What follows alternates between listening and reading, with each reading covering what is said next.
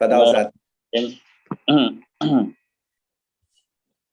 Innal hamdalillah nahmaduhu wa nasta'inuhu wa nastaghfiruh wa na'udzu billahi min shururi anfusina wa sayyiati a'malina. May yahdihillahu fala mudhillalah wa may yudlil fala hadiyalah. Asyhadu an la ilaha illallah wahdahu la syarikalah wa asyhadu anna Muhammadan abduhu wa rasuluh. Sallallahu alaihi wa ala alihi wa sahbihi wa man tabi'ahum bi ihsan sallama taslima amma ba'd. Jemaah sekalian yang dimuliakan Allah, pagi hari ini kembali kita mengkaji kitab Tauhid. Pada pertemuan yang lalu telah disampaikan apa itu Tauhid, kemudian keutamaan-keutamaannya. Maka pagi ini bahasan kita adalah al-khauf minas syirk, takut dari kesyirikan yang merupakan lawan dari tauhid. Tauhid itu artinya mengesahkan Allah Subhanahu wa taala, kalau syirik itu menduakan atau menyekutukan Allah Subhanahu wa taala. Baik. Jadi ini dua hal yang bertolak belakang. Ya, sebab itu Allah Subhanahu wa taala perintahkan kepada hambanya untuk bertauhid, dan Allah larang hambanya dari syirik, yaitu menyekutukan Allah Subhanahu wa taala. Tujuan kenapa ada judul bahasan ini, ya, anjuran untuk takut dari kesyirikan, karena akibat perbuatan syirik itu berbahaya, baik dunia maupun akhirat. Akibat dari menduakan Allah Subhanahu wa taala, akibat dari menyekutukan Allah Subhanahu wa taala itu bahaya. Sangat-sangat berbahaya. Di antara bahaya bagi hamba seperti firman Allah Subhanahu wa taala dalam surat An-Nisa ayat 48 dan 116. Allah Subhanahu wa taala berfirman, "Innallaha la yaghfiru ayyushraka bih wa yaghfiru ma duna dzalika liman yasha."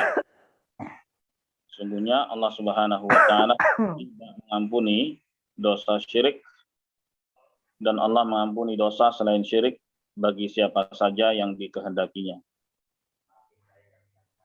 Dalam ayat ini Allah menyatakan bahwa dosa syirik itu tidak terampuni. Tidak terampuni, dan syirik yang dimaksud tidak seperti yang diucapkan sebagian orang yang bermakna iri, dengki. Kamu kok syirik sih sama saya gitu. Syirik. Ya, bukan itu maknanya. Asyirik itu menyekutukan Allah, menduakan Allah. Jadi Allah nyatakan di sini bahwa dosa syirik adalah dosa tidak terampuni, dan dosa selain syirik itu dosa yang bisa diampuni bagi siapa yang dikehendaki oleh Allah Subhanahu wa taala. Kalau syirik nggak akan diampuni, kekal selamanya di neraka. Bagi siapa? Bagi orang yang mati dalam keadaan musyrik. Jadi selama hidup di dunia nggak taubat kepada Allah Subhanahu wa taala dari perbuatan syiriknya, terus dia mati dalam kondisi seperti itu, maka dia dipastikan kekal di neraka selamanya. Tapi kalau di saat masih hidup dia mau bertobat pada Allah, pasti diterima tobatnya oleh Allah Subhanahu wa taala. Nabi sallallahu alaihi wasallam bersabda, "At-taubatu tajubu ma qablaha." Tobat itu menghapus dosa-dosa sebelumnya. Dalam hadis yang lain, Nabi sallallahu alaihi wasallam bersabda, "Innallaha yaqbalu taubatal 'abdi ma lam yughargir." Sesungguhnya Allah Subhanahu wa taala menerima taubat hambanya selama belum sekarat. Ya. Jadi ayat tadi An-Nisa 48 dan 116 itu berbicara kalau dosa itu dibawa mati. Ya, dosa syirik itu dibawa mati. Sampai mati dia tetap musyrik, menyekutukan Allah, maka tidak akan diampuni oleh Allah Subhanahu wa taala. Tapi kalau ada orang yang bertauhid, punya dosa, dosanya juga dibawa mati, tapi bukan syirik. Misalnya dosa besar yang belum sempat dia bertobat darinya, maka itu kembali kepada kehendak Allah Subhanahu wa taala. Bisa saja Allah Ya, bisa saja Allah hukum dia di neraka, akan tapi bersifat sementara dan ujung-ujungnya pasti masuk surga. Nah, karena pernyataan inilah ya, maka hamba Allah Subhanahu wa taala harus takut dari yang namanya kesyirikan. Harus takut dari yang namanya kesyirikan karena dia adalah dosa yang tidak terampuni. Kemudian ayat berikutnya dalam surat Ibrahim 35. Surat Ibrahim 35. Allah Subhanahu wa taala berfirman tentang doanya Ibrahim alaihissalam. Ibrahim alaihissalam orang yang dekat dengan Allah, Nabiullah, utusan Allah, Al-Khalil, kekasih Allah Subhanahu wa taala saja, ya. Dia berdoa begini, wa junubni wa baniya an na'budal asnam. Ini Ibrahim alaihissalam. Ya Allah, jauhkanlah aku dan keturunanku dari menyembah berhala. Ya, jauhkanlah aku dan keturunanku dari menyembah berhala. Ini Ibrahim alaihissalam yang dekat dengan Allah Subhanahu wa taala itu saja takut dari yang namanya kesyirikan. Takut dari yang namanya kesyirikan. Apalagi kita manusia biasa. Oke, faedah yang bisa dipetik dari dua ayat tadi. Yang pertama, anasyirik a'zamud dzunub. Bahwa kesyirikan itu adalah dosa yang paling besar. Ya Allah Ta'ala akhbara annahu la yaghfiru liman lam yatub minhu. Karena Allah Subhanahu wa taala mengabarkan ya bahwa dia tidak mengampuni dosa tersebut bagi yang tidak sempat taubat sampai mati. Kemudian yang kedua, anna ma'ada syirik minad dzunub di dalam yatub bihi dakhil tahtal masyiah. Bahwa dosa selain syirik ya jika seorang belum sempat bertobat ketika masih hidup ya, maka itu dibawa kehendak Allah Subhanahu wa taala. Dibawa kehendak Allah Subhanahu wa taala. Insyaallahu ghafarah bila taubah wa insya'a adzaba bihi. Jika Allah mau, maka Allah akan ampuni dia tanpa taubat. Dan juga Allah Subhanahu wa taala hukum dia di neraka tapi bersifat sementara. Begitu ada penduduk surga yang disebut dengan al-jahannamiyun, yaitu mantan penduduk jahanam. Ya, seperti dalam hadis-hadis yang sahih tentang hal tersebut. Kemudian faedah yang ketiga dari dua ayat tadi adalah al-khauf minasyirik. Anjuran untuk takut terjatuh ke dalam kesyirikan. Ya. Fa inna Ibrahim alaihissalam wa huwa imamul hunafa walladzi kassara al-asnam biyadihi khafahu ala nafsi fa kaifa biman duna. Karena Ibrahim saja alaihissalam yang dalam sejarahnya ya, beliau adalah orang yang dekat dengan Allah dan beliau adalah orang yang menghancurkan patung-patung yang ada di kuil itu, ya, dengan tangannya sendiri. Pada itu saja dia takut dari kesyirikan, dari berbagai bentuk kesyirikan, apalagi dengan orang-orang yang levelnya di bawah beliau. Kemudian faedah berikutnya, asru'iyat ad-du'a lidaf'il bala. Anjuran untuk doa tolak bala. Doa tolak bala. Ya, bala yang paling besar, musibah yang paling besar itu musibah kesyirikan. Menyekutukan Allah Subhanahu wa taala. Itulah sumber kerusakan di muka bumi. Sebab kalau manusia sudah menyekutukan Allah, menduakan Allah Subhanahu wa taala, dia sudah nggak peduli lagi dengan Sang Pencipta. Dia sudah nggak peduli lagi dengan aturan-aturan Sang Pencipta, dia akan berbuat semaunya. Jadi sumber kerusakan ya di muka bumi itu adalah syirik, menyekutukan Allah Subhanahu wa taala. Maka dianjurkan untuk doa tolak bala. Ya. Mohon pada Allah Subhanahu wa taala agar dijauhkan dari malapetaka ya, dan malapetaka terbesar, bala terbesar adalah dosa kesyirikan. Baik. Ataupun musibah-musibah yang lainnya juga boleh kita mohon perlindungan kepada Allah Subhanahu wa taala darinya. Wa annahu la ghina lil insani ar-rabbih, karena manusia akan selalu butuh kepada Tuhannya. Allah Subhanahu wa taala berfirman, antumul fuqara'u ilallah, ya, kalian adalah hamba-hamba yang selalu butuh kepada Allah Subhanahu wa taala. Nah, hadis ini atau ayat ini juga menunjukkan masyru'iyat du'ail insan li nafsih wa li dzurriyyatih. Disyariatkannya seorang berdoa untuk kebaikan dirinya dan keturunannya. Ibrahim alaihissalam bahkan mohon pada Allah Subhanahu wa taala agar keturunannya, dia nggak sebutkan 1, 2, 3, 4, 5 keturunan keberapa, enggak, tapi keturunannya, ya, wa junubani wa baniya an na'budal asnam, ya Allah, lindungi, jauhkanlah aku dan juga keturunanku dari penyembahan terhadap berhala, ketergantungan kepada makhluk. Baik. Hadirin sekalian yang dimuliakan Allah, itu tadi sejumlah faedah yang bisa dipetik dari dua ayat. Yang pertama surat An-Nisa 48 dan 116. Yang kedua adalah surat Ibrahim yang ke-25. Kemudian dibawakan hadis Nabi Shallallahu Alaihi Wasallam yang dikeluarkan oleh Imam Ahmad dalam musnadnya, kemudian Tabrani dalam Mu'jamul Kabir, Al-Mu'jamul Kabir, nomor hadis 4301. Nabi Shallallahu Alaihi Wasallam bersabda, akhwafu ma akhafu alaikum syirkul asghar. Fasu'ila anhu faqala riya. Yang paling aku khawatirkan terjadi pada kalian adalah syirik kecil. Terus Nabi ditanya, apa itu wahai Rasulullah? Beliau menjawab, riya. Perbuatan riya. Lalu apa itu riya? Ada riya, ada sum'ah.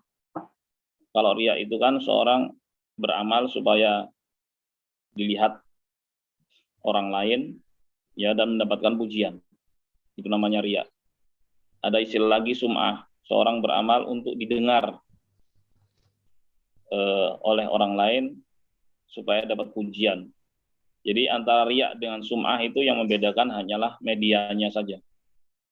Ya, kalau riya itu supaya dilihat, kalau sum'ah itu supaya didengar. Outputnya sama, yaitu mendapatkan pujian dari manusia. Gitu, mendapatkan pujian dari manusia. Dan ini masuk kategori syirik. Ya, masuk kategori syirik, yaitu menduakan Allah Subhanahu wa taala. Dari sudut mana? Dari sisi ketika suatu perintah itu datangnya dari Allah Subhanahu wa taala, tapi dikerjakannya bukan karena Allah. Jadi ada motif-motif lain yang menyertainya. Jadi ibaratnya penumpang gelap gitu yang ikut di situ.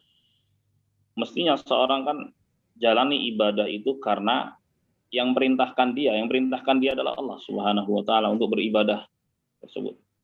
Tapi ada titipan-titipan, ada penumpang-penumpang gelapnya. Jadi motifnya bukan saja karena Allah, dikotori di situ, ada campuran-campuran lain supaya dapat pujian orang, sanjungan orang. Nah, disinilah letak penyekutuannya kepada Allah. Jadi Allah diduakan di sini. Mestinya amal itu hanya dikerjakan karenanya, tapi dicampur sama yang lain, dicampur dengan motivasi-motivasi lain. Dan riya ini berbahaya sekali karena dia nggak kelihatan, sangat samar. Abdullah bin Abbas radhiyallahu anhuma menggambarkan riya itu seperti rayapan semut, ya. Rayapan semut di batu hitam, rayapan semut hitam di batu hitam. Udah hitam ketemu hitam, nggak ketemu kan? Ditambah lagi dalam kegelapan malam. Rayapan semutnya kita nggak dengar, ya. Terasa kalau dia lewat ke tangan kita, ya, karena ada indera-indera perasa di sini kan, sensitif, baru tahuan. Tapi kalau misalnya di depan kita, dia lewat aja, nggak kelihatan, kadang-kadang silap kita. Tambah lagi ini di batu hitam, ya, makin nggak kelihatan kan. Kemudian di kegelapan malam yang nggak ada lampu. Di kegelapan malam yang nggak ada lampu. Hampir orang itu nggak ngerasain sama sekali. Jadi seperti itulah gambaran tentang penyakit riya. Penyakit ini berbahaya, bisa menyelinap ke dalam relung-relung hati manusia tanpa disadari oleh pelakunya. Makanya Nabi Shallallahu Alaihi Wasallam mengatakan yang paling aku khawatirkan terjadi pada kalian itu adalah penyakit riya.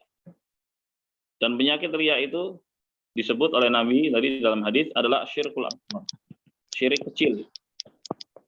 Apa makna syirik kecil di situ? Apakah dikatakan kecil berarti nggak berbahaya? Dikatakan besar itu artinya berbahaya? Bukan begitu, jamaah. Jadi syirik itu level dosa tertinggi. Syirik itu level dosa tertinggi. Kemudian di bawahnya ada bid'ah, kemudian di bawahnya ada dosa besar, kemudian di bawahnya lagi ada dosa kecil. Begitu tingkatannya. Nah, yang membedakan antara syirik besar dengan syirik kecil apa? Kalau syirik besar itu berdampak pelakunya murtad. Kalau dia ngaku muslim, melakukan dosa syirik besar, maka dia murtad keluar dari Islam. Tapi kalau syirik kecil, itu belum sampai pelakunya murtad keluar dari Islam. Jadi kalau ada orang yang beramal, ya yang diperintahkan oleh Allah, apakah itu haji, apakah itu sholat, dan sebagainya, pengerjaannya ada motif-motif lain, berharap pujian dari manusia. Nah yang seperti ini adalah noda-noda dalam ibadah, kotoran-kotoran dalam ibadah, dan itu syirik, tapi belum sampai membuat pelakunya murtad. Bagaimana dengan amalan yang dikerjakannya? Maka ada sejumlah tinjauan di sini. Yang pertama, kalau memang dasar dia beramal itu memang tujuannya adalah mendapatkan pujian dari manusia, nggak ada sama sekali untuk Allah Subhanahu Wa Taala, maka otomatis nggak dinilai oleh Allah, batal, ya, batal. Baik. Kalau misalnya di awal kali dia berbuat betul-betul murni karena Allah Subhanahu Wa Taala. Misalnya sholat nih, ketika takbir Allahu Akbar, murni betul-betul karena Allah dia kerjakan sholatnya. Pas di tengah perjalanannya, ada bisikan-bisikan setan. Ketika dia dengar ada suara temannya masuk bergabung, sholat bersama dia, atau dia dengar calon mertuanya ke apalah begitu, kemudian dibagus-bagusin bukan karena Allah, karena supaya dipuji sama orang dekatnya lah begitu. Nah berarti ini ada riya nih, ada penyakit riya, masuknya di tengah-tengah dia melaksanakan ibadah. Oke. Nah dalam hal semacam ini ada dua kondisi. Kalau dia tepis, ya, kalau dia tepis, bagaimana cara menepisnya? Dia segera ingat, ya, bahwa ibadah yang sedang dia lakukan itu karena perintah Allah. Maka harus dia kerjakan karena Allah. Dengan sekedar mengingat itu, apa tujuan dia melaksanakan ibadah. Itulah penepisan bisikan setan dari penyakit riya. Maka amalannya tetap baik, tidak rusak. Akan tetapi, kalau dia biarkan penyakit riya itu bercokol di dalam hatinya, dibiarkan, dan seterusnya, maka ini ada dua keadaan juga. Keadaan pertama, kalau ibadahnya itu antara satu dengan yang lainnya memiliki kaitan, contoh sholat. Sholat itu di rakaat pertama, rakaat kedua, rakaat ketiga itu punya kaitan. Jadi di rakaat pertama takbiratul ihram nggak ada riya, masuk rakaat kedua ada riya, sholat maghrib misalnya, dan dia biarkan terus sampai selesai, maka amalannya itu rusak. Kenapa? Karena sholat maghrib itu 3 rakaat. Kalau 2 rakaatnya rusak karena bercokolnya penyakit riya tadi, otomatis seluruh amalannya rusak. Kemudian yang kedua, kalau ibadahnya itu terpisah-pisah. Sebagai contoh, sedekah. Seorang punya 100.000 dibagi 20-an. Jadi 5 ya.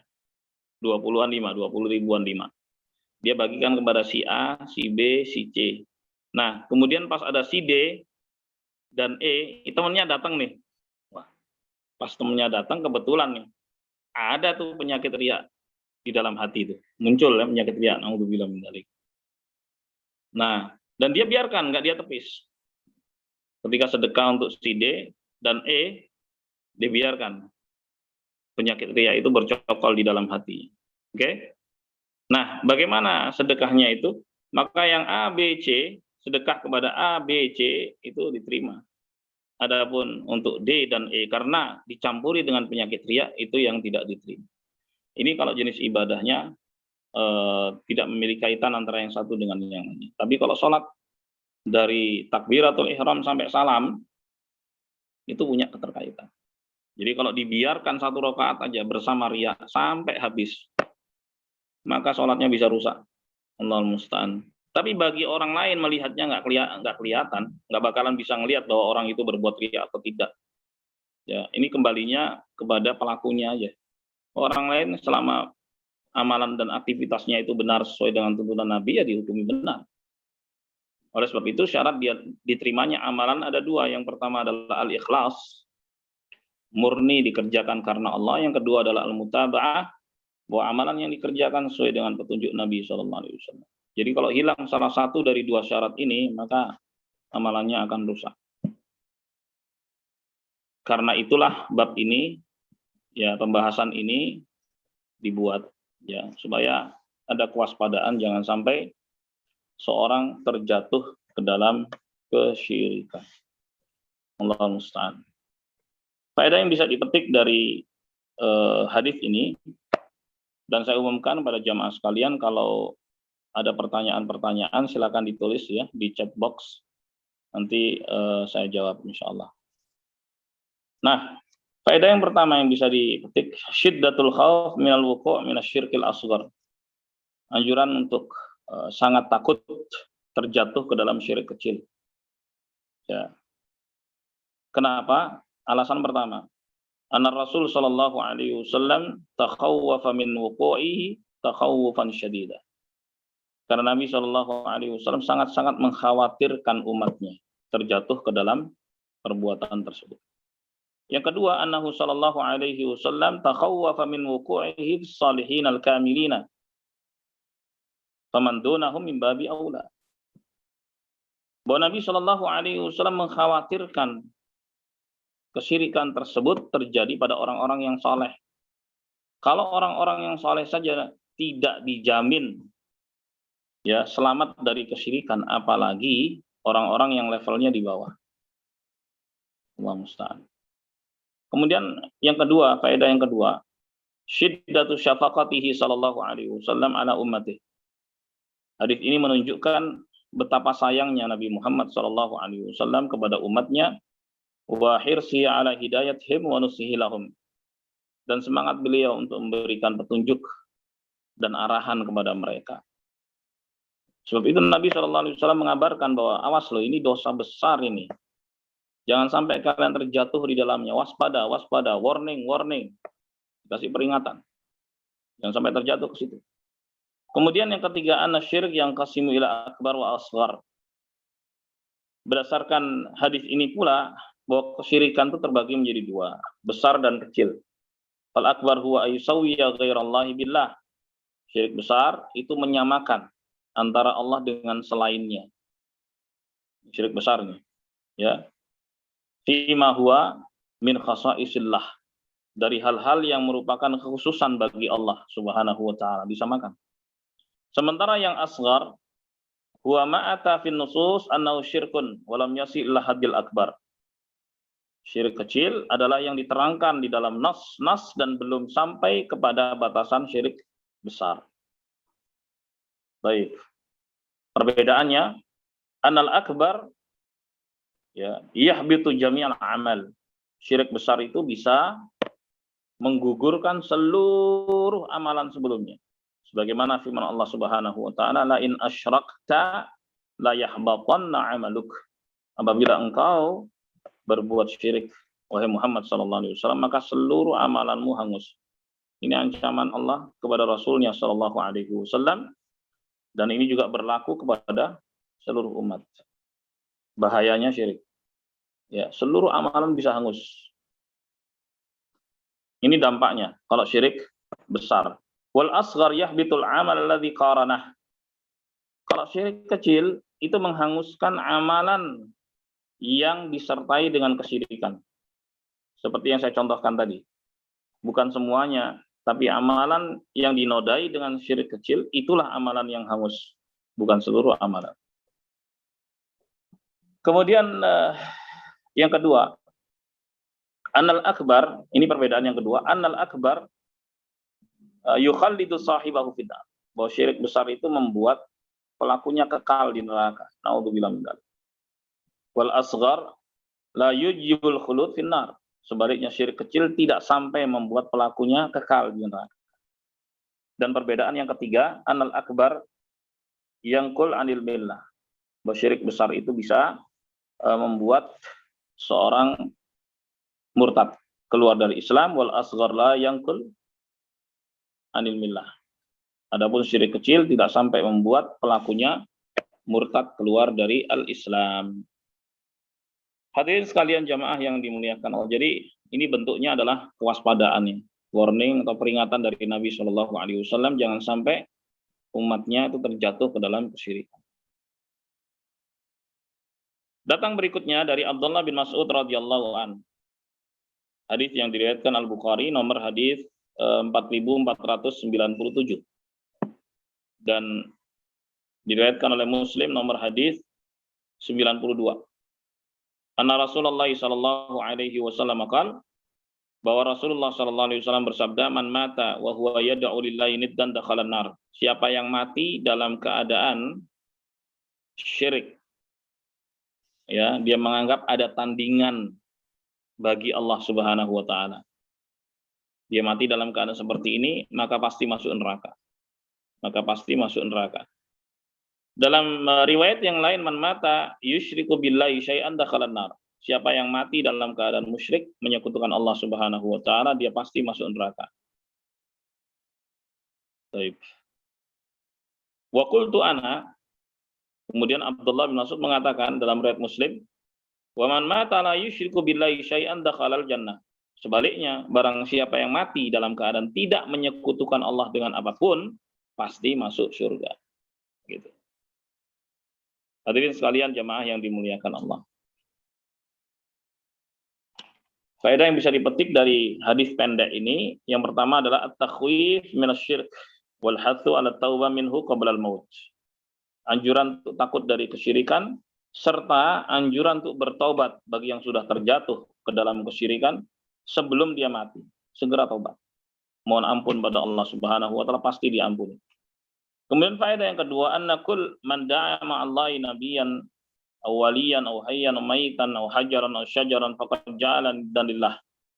Siapa yang menyeru, meminta, memanggil, ya, bersama Allah Subhanahu wa taala, jadi dia tidak hanya minta, tidak hanya menyeru kepada Allah, tapi dia panggil juga selain Allah seperti nabi, wali, batu, pohon, ya, berarti dia telah menjadikan tandingan-tandingan bagi Allah, sekutu-sekutu bagi Allah Subhanahu wa taala. Sebab doa dan permintaan itu hanya dipanjatkan kepada Allah Subhanahu wa taala. Iyyaka na'budu wa iyyaka nasta'in. Hanya kepadamu ya Allah kami beribadah, dan hanya kepadamu kami mohon pertolongan. Jadi kalau doa-doa dipanjatkan juga kepada selain Allah, maka itu sama saja menyekutukan Allah, menduakan Allah Subhanahu wa taala, dan itulah kesyirikan. Lalu faedah yang ketiga yang bisa dipetik dari hadis ini, anna syirik la yughfar illa bitaubah. Bahwa kesyirikan itu tidak terampuni kecuali dengan taubat. Jadi ini termasuk dosa yang tidak otomatis gugur. Ada dosa-dosa yang otomatis gugur. Misalnya dengan berwudu, dia otomatis gugur. Dengan sholat, itu otomatis gugur. Sebagaimana hadis Nabi SAW, as-salawatul khams wal jum'ah ilal jum'ah wa ramadhanu ila ramadhan mukaffiratul lima bainahunna idza tunibatil kabair. Ya.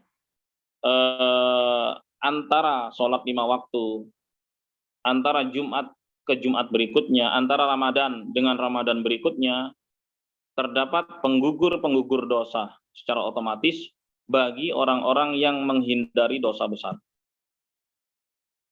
Bagi orang-orang yang menghindari dosa besar. Jadi ada di sana dosa-dosa yang otomatis gugur. Gitu. Tapi kalau dosa besar dan di atasnya seperti syirik, maka tidak ada cara lain untuk bertobat darinya kecuali dengan mohon ampun kepada Allah Subhanahu wa taala. Ya, taubatun nasuh. Caranya gimana? Ada 3.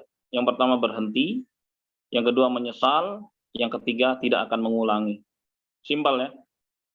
Tapi memang harus konsisten, jujur bersama Allah Subhanahu wa taala. Ada kejujuran di dalam hati.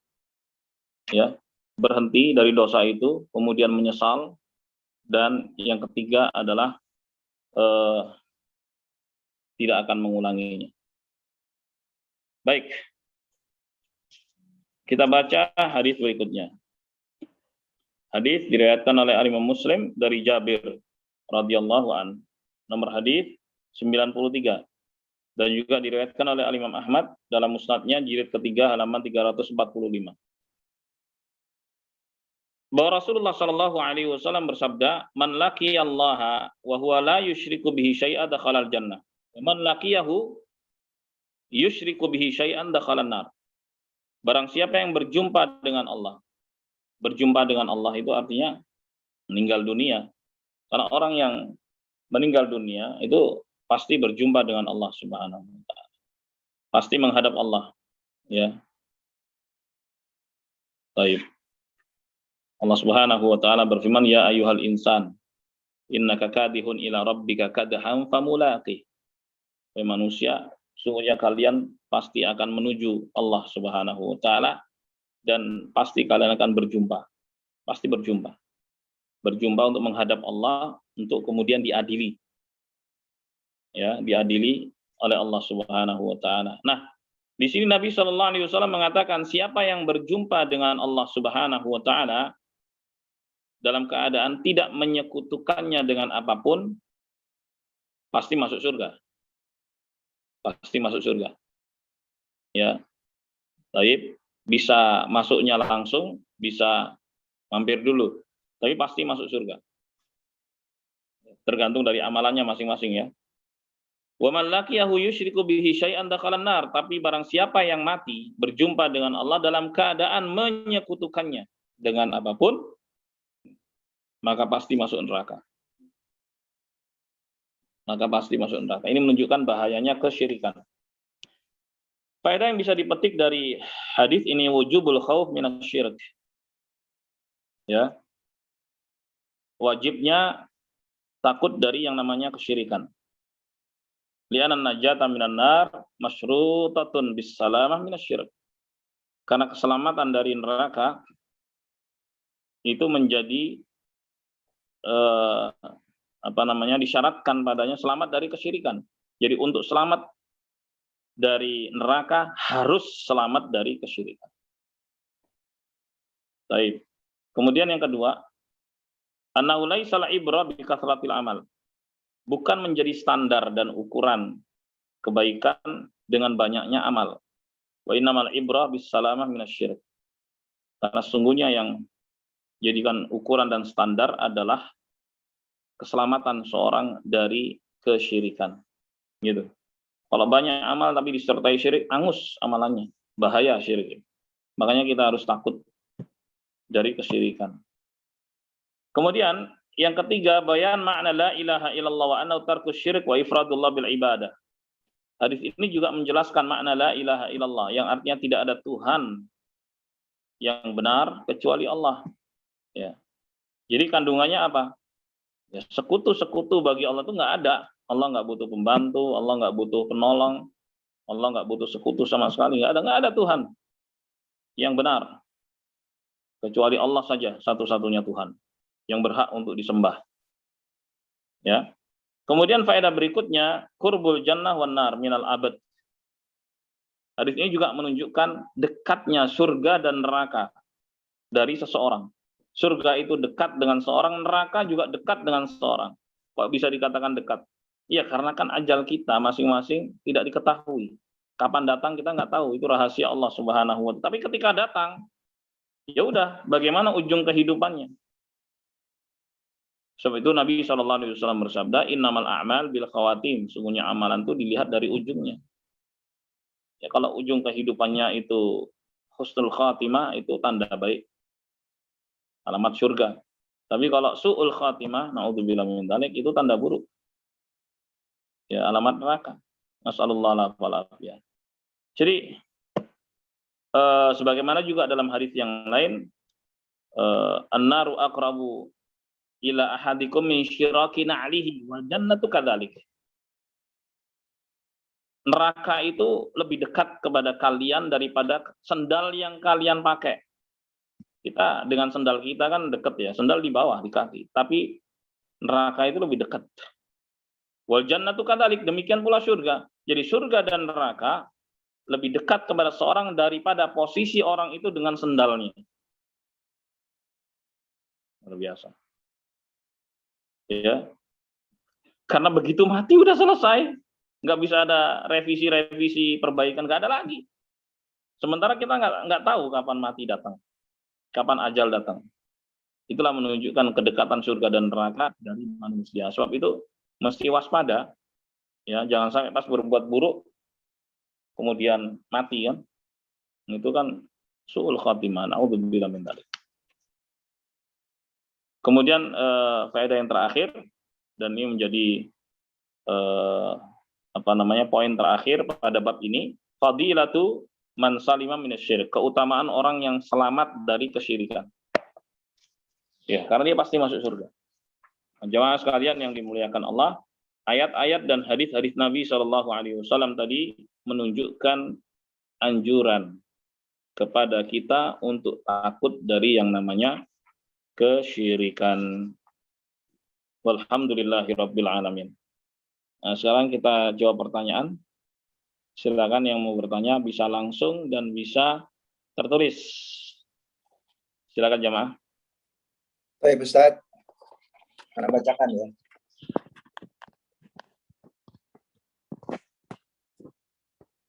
Dari Pak Joko, Pak Ustadz, dalam konteks ria dan sum'ah, kita tidak pernah punya niat tersebut dalam merasakan suatu ibadah.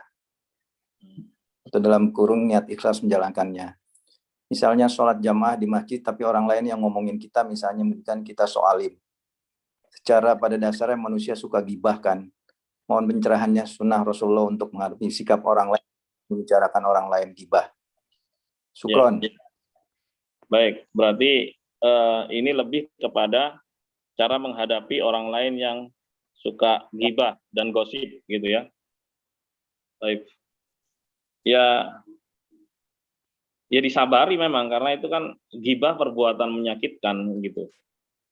Gibah itu kan perbuatan menyakitkan bagi seorang. Karena itu menyakitkan, ya tamengnya adalah sabar menghadapi hal tersebut. Ya tidak terpancing dengan nyinyiran, ya olok-olok dan sebagainya. Ya jalan aja seperti biasa. Karena toh orang baik itu bukan orang yang nggak pernah mendapatkan cobaan-cobaan sama sekali. Bahkan Nabi kita Muhammad SAW teladan kita adalah manusia yang paling banyak cobaannya, paling berat cobaannya, ya. Baik itu melalui manusia-manusia yang mengganggu beliau, menyakiti beliau, ya baik itu dengan ucapan ataupun perbuatan, maka itu yang akan membuat kita ringan. Artinya apa? Saya diperlakukan seperti ini, ada orang yang lebih lagi diperlakukan dari seperti ini, yaitu nabiku, teladanku Muhammad SAW. Jadi dengan mengembalikan itu kepada Allah dan mengingat bahwa orang-orang terdahulu, orang-orang baik terdahulu juga diuji oleh Allah Subhanahu wa Ta'ala, maka itu akan menenangkannya. Jadi jalan aja terus, nggak usah digubris. Begitu caranya. Baik. Dan ini sudah juga terdapat di dalam Al-Quran. Allah Subhanahu wa Ta'ala berfirman, innal ladzina ajramu kanu minal ladzina amanu yadhakun. Ya, sungguhnya para pendosa itu selalu menertawakan orang-orang yang beriman, ya, ketika di dunia. Begitu memang. Wa idza marru bihim yataghamazun. Ketika mereka berpapasan, para pendosa itu selalu melakukan gestur-gestur tubuh untuk ngejek dan menghina. Yataghamaz, ghamz, ya, yataghamazun. Ya.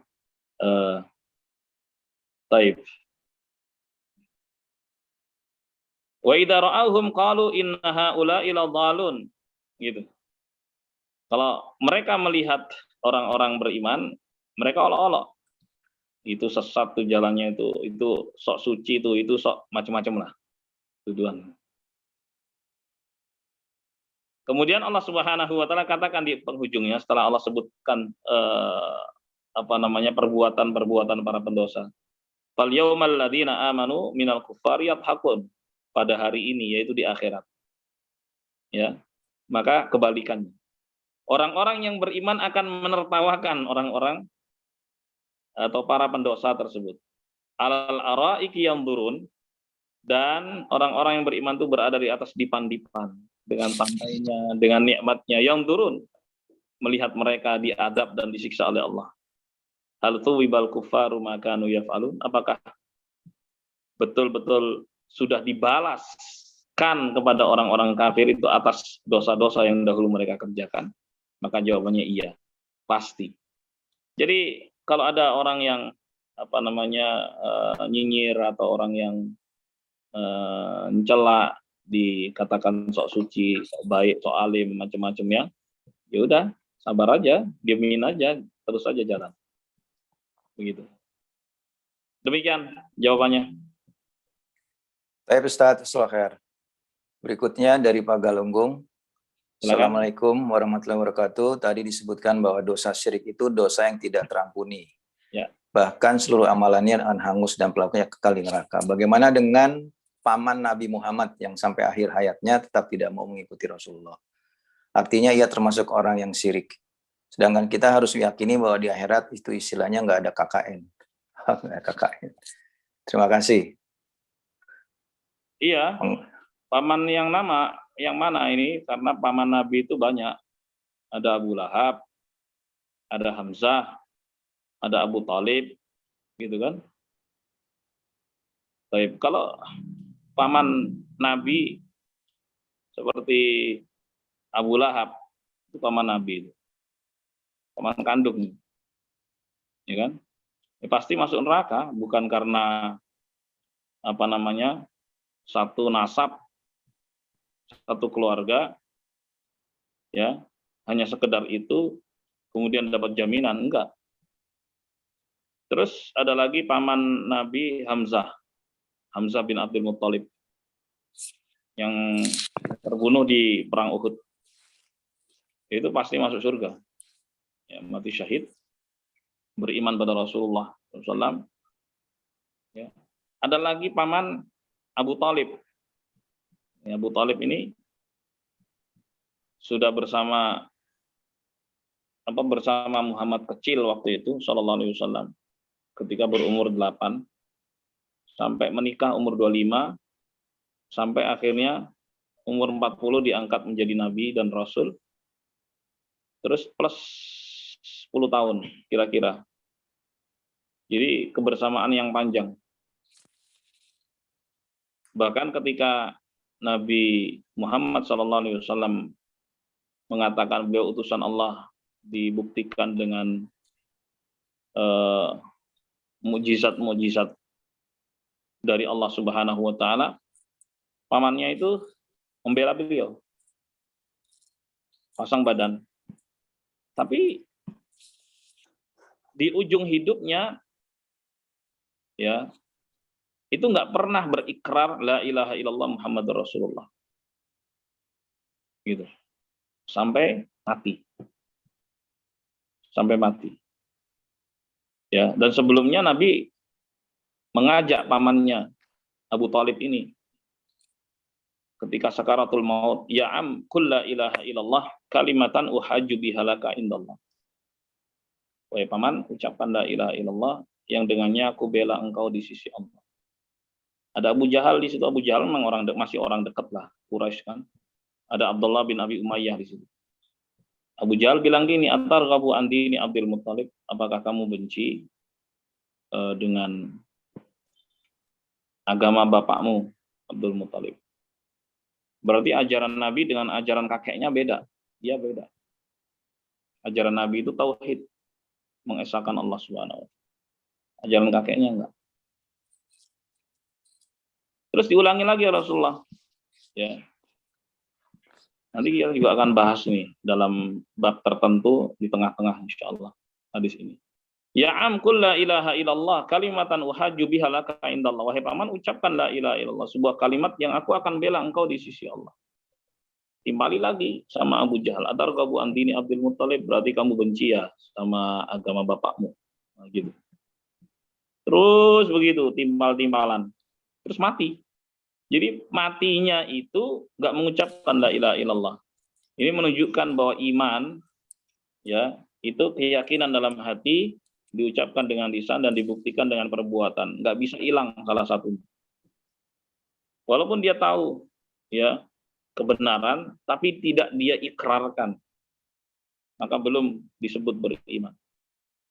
Makanya di penghujung hadis, huwa ala dinil Abdul Muttalib, huwa ala dini Abdul Muttalib. Dia di atas agamanya Abdul Muttalib, bukan di atasnya Nabi Muhammad SAW, bukan di atas agamanya Nabi Muhammad SAW. Berarti mati kafir. Ya, mati kafir. Ketika meninggal dunia, Rasulullah SAW mengatakan, la astaghfiranna lak malam unha ank, wahai paman, aku akan mohonkan ampunan kepada Allah Subhanahu wa taala untukmu selama aku tidak dilarang. Kemudian turunlah firman Allah Subhanahu wa taala dalam surat Taubah ayat 113, maka nalin nabiyyi wal ladina amanu ayastaghfiru lil musyrikin walau kanu uli qurba min ba'di ma tabayyana annahum ashabul jahim. Tidak sepatutnya bagi nabi dan orang-orang yang beriman untuk memohonkan ampunan kepada kaum musyrikin walaupun kerabatnya sendiri. Setelah jelas bagi nabi dan orang-orang yang beriman bahwa kaum musyrikin adalah penduduk neraka. Gimana kita bisa tahu bahwa orang itu menjadi penduduk neraka? Ketika mati dalam keadaan kafir, ketika mati dalam keadaan musyrik, pasti masuk neraka. Gitu. Dilihat dari ujungnya. Tapi kalau orang masih hidup, kita nggak bisa mengatakan itu sebagai penduduk neraka. Jadi kalau ada orang kafir masih hidup, bisa nggak divonis sebagai penduduk neraka? Nggak bisa. Kenapa? Orang masih hidup, Allah aja masih kasih kesempatan. Tapi begitu mati, berarti kesempatan udah nggak ada lagi. Kesempatan taubat itu nggak ada lagi. Kalau orang mati dalam keadaan kafir atau musyrik, dipastikan dia penduduk neraka. Nah, sejak saat itulah Nabi tidak lagi mendoakan ampunan untuk pamannya. Langsung diingatkan oleh Allah Subhanahu wa taala. Dari sini kita mengetahui bahwa Abu Thalib matinya mati kafir, walaupun pamannya sendiri. Dan beliau Shallallahu Alaihi Wasallam juga menyuruh kepada keluarganya dan kerabatnya, ya bani fulan, ya bani fulan, ya bani fulan, angkidu anfusakum minan nar. Inilah amlikum minallahi syai'an lakum. Wahai keturunan si A, si B, si C, masih dalam suku ya, satu suku besar, selamatkanlah diri kalian dari api neraka, karena aku nggak punya jaminan ya untuk kalian agar selamat dari api neraka, nggak ada. Bahkan kepada putrinya sendiri Fatimah binta Muhammadin, salini mali masyi'it, wahai Fatimah putri Muhammad sallallahu alaihi wasallam, silahkan kamu minta harta atau uang berapapun kepada bapakmu, tapi ingat, angkiri nafsaki minan nar, selamatkanlah dirimu sendiri dari neraka. Fa inilah amliku laki minallahi syai'a, karena aku nggak punya jaminan untuk menyelamatkanmu dari api neraka. Itu Rasulullah sendiri kepada anaknya. Ya, bagaimana dengan orang lain, nggak ada jaminan. Karena di akhirat itu masing-masing. Gitu. Jadi hanya bisa apa? Hanya bisa ngingetin. Masing-masing hanya bisa ngingetin ketika masih hidup. Kalau udah mati ya udah. Masing-masing yang tanggung jawab. Begitu jawabannya. Baik, Ustaz Sulher. Berikutnya dari Abu Medina. Assalamualaikum warahmatullahi wabarakatuh, Ustaz. Dosa-dosa yang otomatis dihapus, contohnya apa saja? Ya, dosa-dosa mata, dosa-dosa tangan, misalnya ngelihat yang nggak bener gitu kan, ada dosa gitu, pas pakai wudhu, sholat, itu otomatis gugur. Dosa-dosa kecil lah. Dosa-dosa kecil tuh seperti apa sih? Muncul pertanyaan begitu ya. Yang membedakan antara dosa besar dengan dosa kecil. Kalau dosa besar, itu disebutkan ancamannya, ancaman hukumannya di dunia maupun di akhirat. Zina misalnya. Ancamannya di dunia dirajam, ya kan? Sebutkan. Kemudian ancaman di akhiratnya dengan neraka. Riba misalnya. Sebutkan ancamannya di dunia dan ancamannya di neraka. Jadi itulah yang membedakan antara dosa kecil dengan dosa besar. Kalau dosa besar itu disebutkan juga ancaman-ancamannya baik di dunia maupun di akhirat. Kalau dosa-dosa kecil yang tidak disebutkan ancaman-ancaman dosanya. Jadi dosa-dosa kecil lah yang otomatis gugur dengan amalan-amalan kebajikan tersebut. Demikian. Taib Ustaz. Soher. Berikutnya, apa kriteria syirik kecil lainnya yang kita seringkali tidak menyadari telah melakukannya? Apakah jika kita, ya? Insya Allah dalam pembahasan kita akan disebutkan tentang satu persatu syirik-syirik tersebut. Karena memang kitab Tauhid ini membahas tentang apa itu tauhid, apa itu kesyirikan dan ragamnya. Jadi mohon bersabar satu persatu, ini baru bagian depannya aja. Dasar. Masih bahasan-bahasan umumnya. Tauhid itu apa, keutamanya apa, terus syirik itu apa, kenapa kita harus takut dari kesyirikan. Nah, setelah itu nanti di belakang disebutkan macam-macam kesyirikan yang harus diwaspadai, ya. Jadi mohon bersabar, insya Allah akan dapat. Demikian. Taib Ustaz, mohon bersabar nih. Assalamualaikum Ustadz, kalau orang yang mengaku punya indigo gitu, apakah termasuk syirik? Dari Ibu Dini. Indigo. Ya. Indigo. Indigo itu apa indigo? Ya, katanya bisa melihat sesuatu, Ustadz. Kurang lebihnya punya apa? Indra keenam apa nggak salah ya? Nah, saya buka dulu tentang maknanya. Oh, maknanya ya. Nah, indigo itu apa? Cek di Wikipedia nih. Anak indigo atau anak nila adalah istilah yang digunakan untuk mendeskripsikan anak yang diyakini memiliki kemampuan atau sifat spesial, tidak biasa, bahkan supranatural. Konsep ini merupakan ilmu semu yang didasarkan pada gagasan zaman baru tahun 70-an. Nah ini. Sebentar. Oke. Konsep ini mulai terkenal setelah diterbitkannya beberapa buku pada akhir tahun 90-an dan dirilisnya beberapa film. Satu dasawarsa kemudian. Interpretasi tentang indigo ada bermacam-macam. Jadi ini interpretasi orang ya yang ditulis di sini. Jadi nggak ada keterangan yang jelas gitu. Hanya interpretasi saja dari yang baik ini bahwa mereka adalah tahap evolusi manusia selanjutnya yang bahkan punya kemampuan paranormal seperti telepati, hingga yang menyebut anak indigo sebagai anak yang lebih empatik dan kreatif gitu.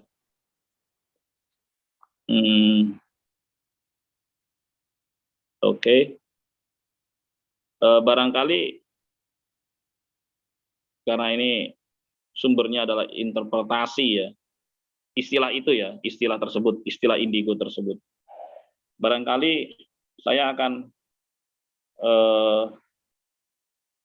arahkan pertanyaannya kepada bagaimana kalau anak itu melihat sesuatu yang tidak dilihat oleh orang tuanya misalnya. Dia merasa terganggu dengan itu, dia bisa melihat yang nggak kasat mata, penampakan kan begitu. Oke. Maka jamaah sekalian yang dimuliakan Allah, kalau arahnya ke sana, itu adalah gangguan jin dan setan. Bisa jadi orang tuanya ketika berhubungan suami istri dia nggak baca doa. Ya, karena Nabi SAW bersabda mengajarkan ya setiap pasangan sebelum melakukan hubungan tersebut untuk berdoa, Allahumma jannibna syaitan wa jannibi syaitan ma razaqtana. Ya Allah, jauhkanlah setan dari kami dan jauhkanlah setan dari apa yang kau rizkikan kepada kami. Ya. Jadi kata Nabi SAW, apabila ditakdirkan lahirnya anak dari hubungan tersebut, maka dia tidak akan diganggu setan selama. Berarti kalau nggak baca doa, sangat rawan dan rentan, itu adalah gangguan setan. Demikian. Wallahu a'lam bishawab. Taib, Ustaz.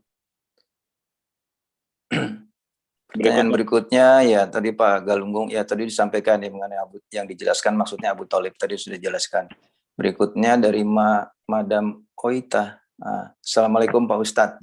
Kalau kita menyampaikan hasil ilmu yang kita dapat dengan tujuan mengajak berbuat yang sama, apakah ini termasuk kategori ria? Misal saya sedang belajar microgreens dan berhasil, nah langsung saya posting hasilnya. Maksud dari posting tapi sebenarnya untuk mengajak melakukan sesuatu yang produktif. Mungkin bisa jadi inspirasi seorang. Ya. Baik. Menginspirasi orang lain untuk berbuat baik. Ya, apakah itu termasuk ria? Enggak mesti. Ria itu kan enggak kelihatan ya. Jadi apa yang disampaikan tadi sebagai bentuk kewaspadaan sungguhnya. Karena ada juga orang yang memang harus menampakkan pekerjaannya supaya ditiru. Ya. Nabi SAW pernah ya kedatangan sejumlah orang dari suku Mudhar, pakaiannya compang-camping, menyedihkan lah begitu. Umat beliau SAW. Kok seperti ini kondisi mereka gitu? Nangis beliau ketika beliau ada di masjid bersama para sahabatnya. Nah, kemudian beliau menyampaikan dalam ceramahnya, siapa yang mau bantu nih? Saudara kalian ini dalam keadaan seperti ini, kurangan. Datanglah seorang dengan membawa sejumlah makanan gitu, gandum atau apa begitu. Terus maju dibawa ke depan. Berarti perbuatan itu kan disaksikan banyak orang. Bawa ke depan. Nah, setelah dia, orang-orang berbondong-bondong ikuti. Lalu Nabi mengatakan, man sanna fil islami sunnatan hasanah falahu ajruha wa ajru man amila biha. Siapa yang memberikan contoh di dalam Islam, contoh yang baik, maka dia dapat pahala dan pahala orang-orang yang mengikutinya karena dia menjadi sumber inspirasi di situ. Inspirasi untuk berbuat baik. Baik. Nah, hanya saja harus dikuatkan hatinya. Jangan sampai ya mendapatkan bisikan-bisikan setan. Jangan sampai mendapatkan bisikan-bisikan setan. Dia harus jaga hatinya. Bapak yang dia kerjakan ini karena Allah Subhanahu wa taala. Baik, maka itu tidak berbahaya sama sekali, bahkan dia punya pahala besar. Punya pahala besar. Walaupun ada kerawanan di situ, tapi dia sanggup menjaga hatinya dari bisikan-bisikan untuk mendapatkan pujian dari orang lain. Demikian penjelasannya. Baik, Ustaz. Selamat. Berikutnya kembali Abu Medina. Assalamualaikum Pak Ustadz. Apa benar beberapa dai pernah khutbah bahwa sahabat dan imam mazhab kalau setiap khatam Quran pas surat Al-Lahab yang disuruh baca murid-muridnya karena nggak tega sama paman Nabi sallallahu alaihi wasallam. Waalaikumsalam warahmatullahi wabarakatuh. Oh, nggak tega sama paman Nabi karena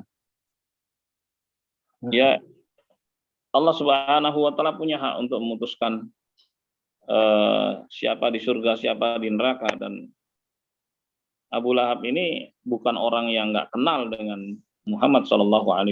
Bahkan ketika lahir dia senang dan gembiranya luar biasa. Tapi aneh ketika Nabi Muhammad SAW pertama kali diperintah oleh Allah, wa andir ashiratakal akrabin, wahai Muhammad berikan peringatan kepada keluarga dekatmu, dikumpulkanlah ya bani fulan ngumpul semua termasuk Abu Lahab di situ. Kemudian disampaikan bahwa beliau adalah utusan Allah. Sebelum beliau menyampaikan utusan Allah, beliau ingin menguji kredibilitasnya. Ya, beliau mengatakan gini, seandainya aku kabarkan kepada kalian ada sekelompok pasukan yang menyusuri kaki bukit untuk menyerang kalian, kalian percaya nggak dengan berita yang kubawa? Semuanya aklamasi mengatakan percaya. Ya, jadi memang sangat kredibel gitu. Kemudian tanya lagi alasannya apa? Karena kamu nggak pernah dusta. Itu alasannya. Berarti kuat kan? Nah, di situ ada alasan beliau menyampaikan sesuatu yang berat. Karena melawan arus, melawan adat kebiasaan saat itu. Ya. Beliau mengatakan, aku diutus oleh Allah Subhanahu wa taala, di hadapanku ada azab yang pedih bagi yang tidak mengesahkan Allah Subhanahu wa taala dalam beribadah kepadanya. Tinggalkan berbagai macam bentuk kesyirikan dan penyekutuan kepada Allah Subhanahu wa taala. Iya kan? Langsung direspon negatif sama Abu Lahab. Ya, tabbalak, celaka kamu, alihada jama'atana. Apakah karena ini kamu kumpulkan di sini? Turunlah tabbat yada abi lahabi wa. Terus gimana ada sahabat Nabi kemudian nggak tega dan nggak mungkin lah. Karena ini Allah Subhanahu wa taala yang sudah tetapkan. Karena cinta mereka prioritas kepada Allah Subhanahu wa taala, mengalahkan cinta-cinta mereka kepada orang dekat sendiri dalam nasab, ya, dan seterusnya. Jadi saya nggak pernah dapatkan hadis semacam itu, ya, seperti yang ditanyakan tadi di chat box. Demikian. Allahu a'lam bishawab. Taib Ustaz. Salam khair. Berikutnya ini chat terakhir. Pak Ustadz, kalau seorang kafir dalam kondisi sakaratul maut, sebelum menghembuskan nafas terakhir, dia sempat mengucapkan la ilaha illallah. Apakah proses penguburannya sudah bisa dilakukan secara Islam? Bisa, karena dia Muslim. Dan dia selamat, pasti masuk surga. Ya, ada seorang pemuda Yahudi, sakit, dan pernah jadi pegawai Rasulullah SAW. Ya, dijenguk oleh Nabi SAW. Ada orang tuanya di situ. Ini menunjukkan boleh menjenguk orang kafir, tapi dengan tujuan agar masuk Islam. Ya, bukan hanya sekedar datang lihat terus diajak untuk masuk Islam supaya selamat. Lalu Nabi berkata kepada pemuda itu, aslim taslam, masuk Islamlah kamu selamat. Kemudian dia nengok ke ayahnya, lalu ayahnya mengatakan, ati Abul Qasim, ya ikuti Abul Qasim Muhammad SAW. Lalu orang itu bersyahadat, la ilaha illallah Muhammadur Rasulullah, kemudian meninggal dunia. Ya, jadi bersyahadat, meninggal dunia. Baik. Dalam hadis, man akhiru kalamihi la ilaha illallah dakhalal jannah, barang siapa yang akhir ucapannya di dunia adalah la ilaha illallah, pasti masuk surga. Pasti masuk surga. Terus Nabi mengatakan alhamdulillahilladzi najjahu minan nar. Segala puji bagi Allah Subhanahu wa taala yang telah menyelamatkannya dari api neraka. Jadi orang kafir terus di ujung hidupnya dia taubat bersyahadat la ilaha illallah, maka taubatnya diterima dan pasti masuk surga. Demikian. Baik, Ustaz. Ini satu lagi Pak tanya. Ya, silakan. Satu lagi mau Madam Oita. Silakan.